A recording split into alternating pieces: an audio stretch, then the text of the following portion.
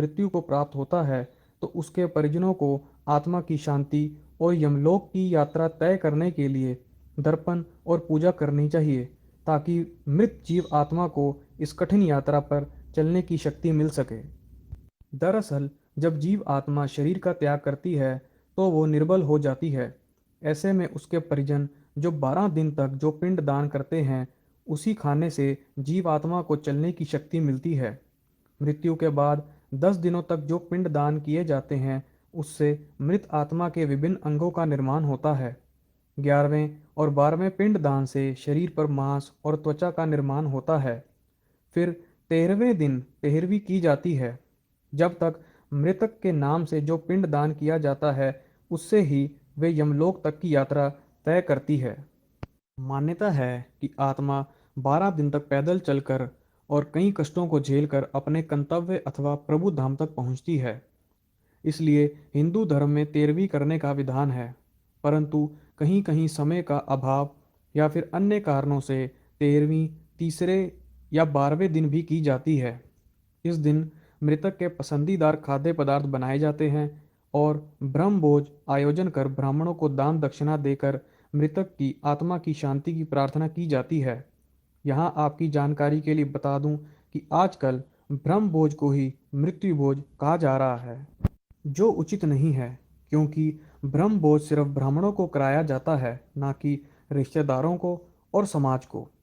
गरुड़ पुराण के अनुसार 11वें दिन महाब्राह्मणों को भोज और 13वें के दिन 1, 13 या फिर अपने सामर्थ्य के अनुसार भोज कराना चाहिए। साथ ही ब्राह्मणों को सफ़ेद साफ़ी, जनेऊ और एक पात्र दान किया जाना चाहिए। इससे आत्मा को शांति मिलती है। अब मित्रों, आपके मन में यह प्रश्न उठ रहा होगा कि अगर मृत्यु भोज का प्रावधान नहीं है, तो फिर इसकी शुरुआत कैसे हुई? दरअसल गरुड़ पुराण में पगड़ी रस्म का भी उल्लेख है। यह रस्म तब की जाती है जब परिवार के मुखिया की मृत्यु होती है। इसके बाद घर का मुखिया चुना जाता है और घर के सबसे अधिक उम्र के जीवित पुरुष को रस्मी तरीके से पगड़ी, जिसे दस्तार भी कहते हैं, बांधी जाती है।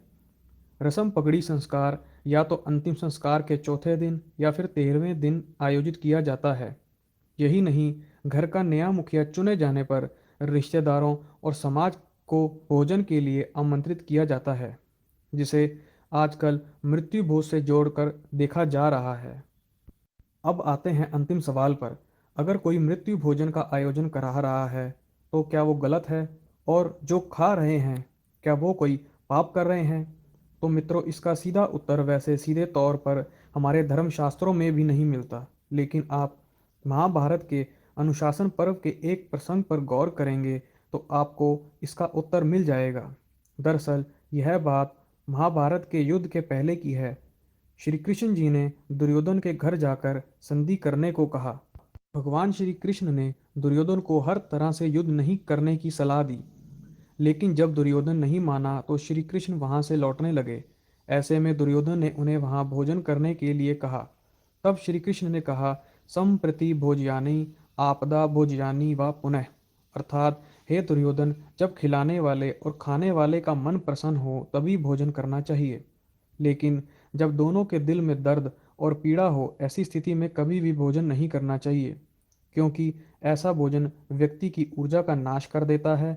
और मित्रों, जब किसी सगे संबंधी की मृत्यु होती है, तब 13वें पर आने वाले और जिनके घर मौत हुई है, दोनों के मन में वीर्य का दर्द होता है। ऐसे में भोजन करवाने वाले और करने वाले दोनों ही दुखी होते हैं। अतः मृत्यु भोज का भोजन नहीं करना चाहिए। मित्रों, अंत में बस इतना ही कहूँगा कि दिखावे से भरी इस दुनिया में मृत्यु भोज एक दिखावा ही है, जिस पर लोग लाखों रुपए खर्च कर देते हैं। इसलिए ना हमें मृत्यु भोज करना चाहिए और ना ही हमें इसमें शामिल होना चाहिए। मैं उम्मीद करता हूँ कि आपको मृत्यु भोज और ब्रह्म भोज में फ़र्क दिखाई दिया होगा। आज की वीडियो में